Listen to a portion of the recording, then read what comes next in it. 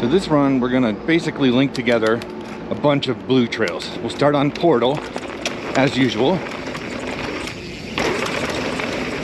And then, instead of the gravel road, I will take 10-gallon again, just because it's more enjoyable, at least in my opinion. This is the only black trail we'll be on in this run, even though we're gonna go through, I think, 6 different trails. So, this is the second one.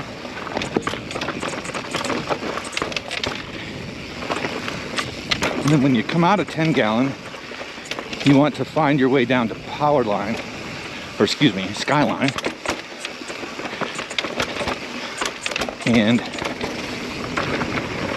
a couple turns in, there'll be an option for Judy Chop, which then dumps you into Ninja Bob. So lots of trails here that we're just connecting together to get down to the longer blue runs. So we're technically on Skyline, but only for a moment. Then we take this right for Judy Chop.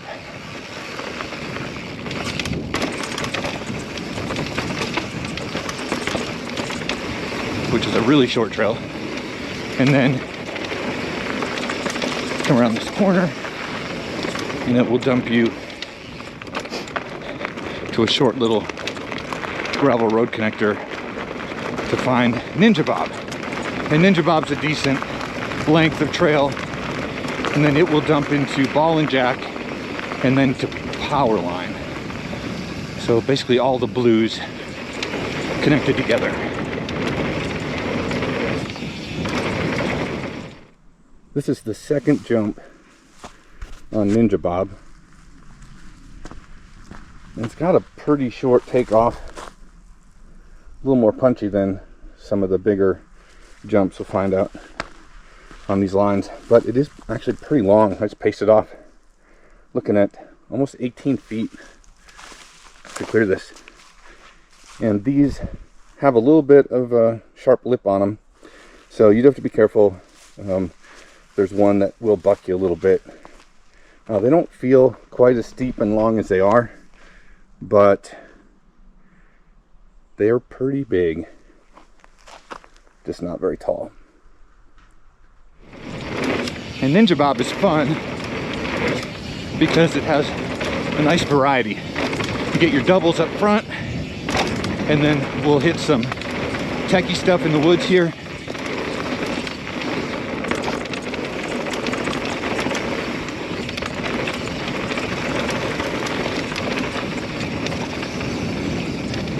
So this trail is really mixing it up, which makes it a great blue trail in my opinion, because it has the blue level jumps and blue level tech. So this series of trails is probably the ultimate combo for the intermediate rider. It might take a couple runs to kind of figure out where you want to be on some of the chunkier bits, or to stop and look at some of these rock features.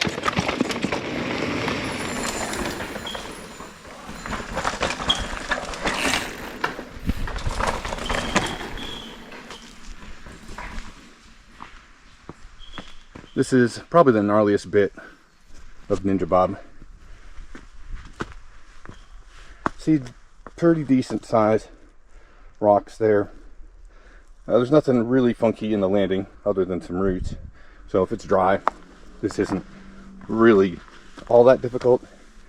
And once you get some confidence, you'll probably find yourself pulling up off of these for the most part, because the landers are smooth enough that you can send them a little bit without any trouble.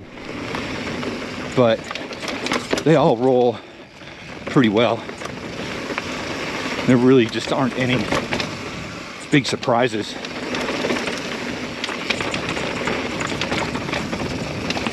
So, some flow in here too, but it's a little bit chunkier more akin to what you'd see over on dirt beaver, although a little bit tighter. So, like I said, great variety in this series of trails, because you get your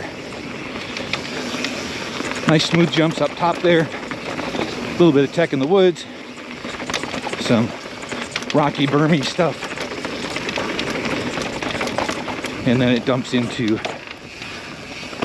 Ball and Jack, which is a pretty smooth line on the top, and then it gets pretty rough toward the bottom.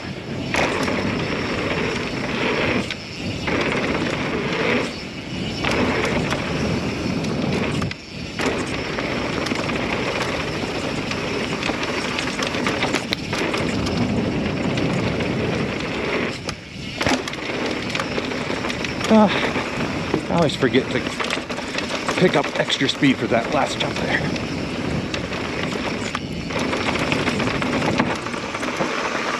Tight corner.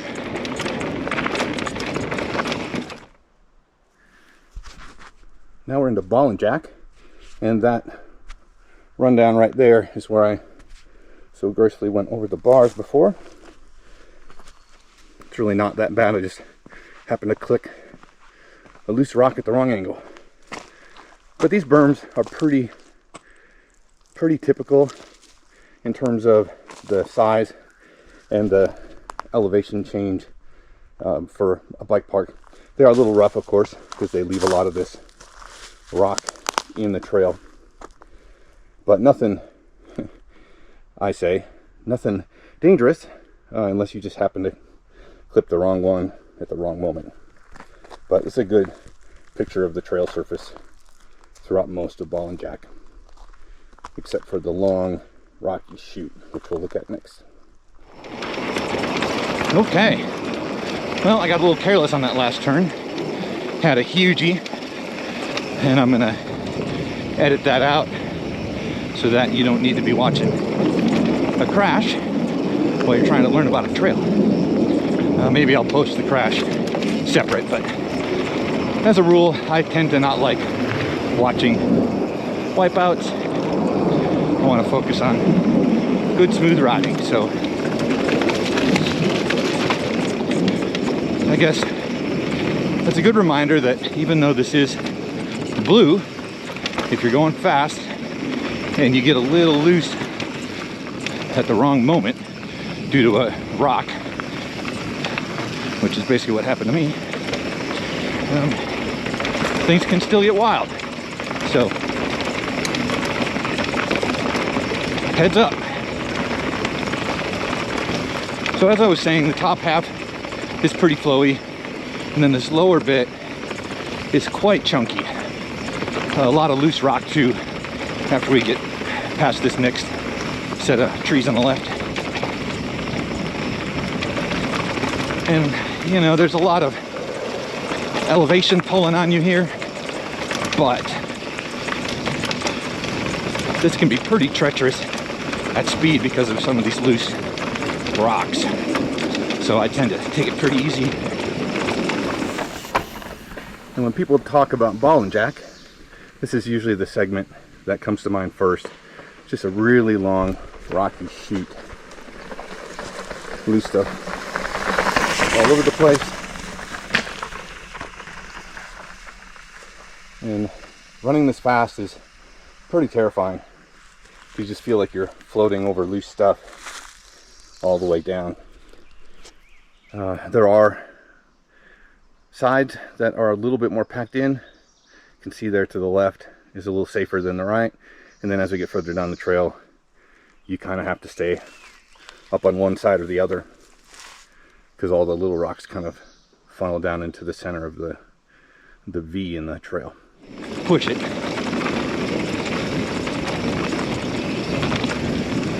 And there's just a little bit more to this, and then you can kind of tell when it starts to open up, like right about here, you can let go because it smooths out, and you actually want some momentum to push you down this flat road section before we jump into Powerline.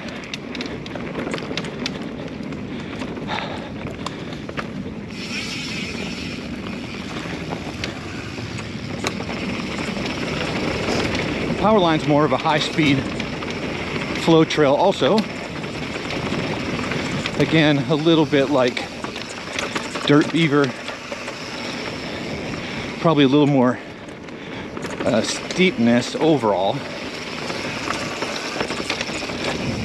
But similar type of trail surface and berms and whatnot.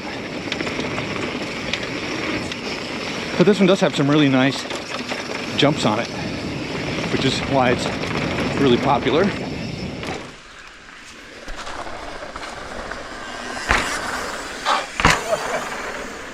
This is the biggest jump, blind jump anyway, on this trail. And as you can see, rolling it's fine, but if you want to clear that, you got to give it a good pull. This one will surprise you though if you're not ready for it. That's the biggest one, and it jumps really nice, but you probably want to look at it first time because it's a decent sized gap and you can't hit it slow and clear it. I've tasted a little bit. It's not disastrous, but obviously a lot more fun if you hit it and land it correctly.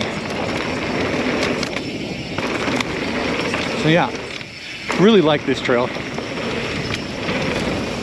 Lower section right there, so smooth, nice jumps. Just a great way to finish out the run.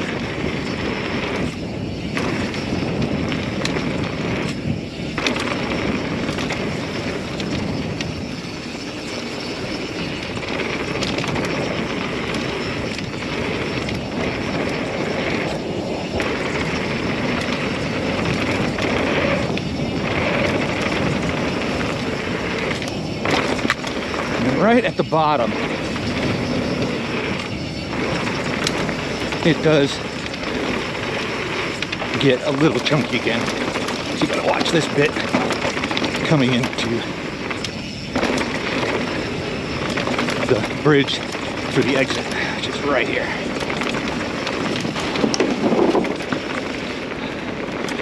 And there we are. Portal to 10 Gallon, to Skyline, to Judy Chop, to Ninja Bob, to Ball and Jack, to Powerline. And that is a mouthful, but that is the most diverse top to bottom blue run you can get on this side of the mountain. Great, great trips.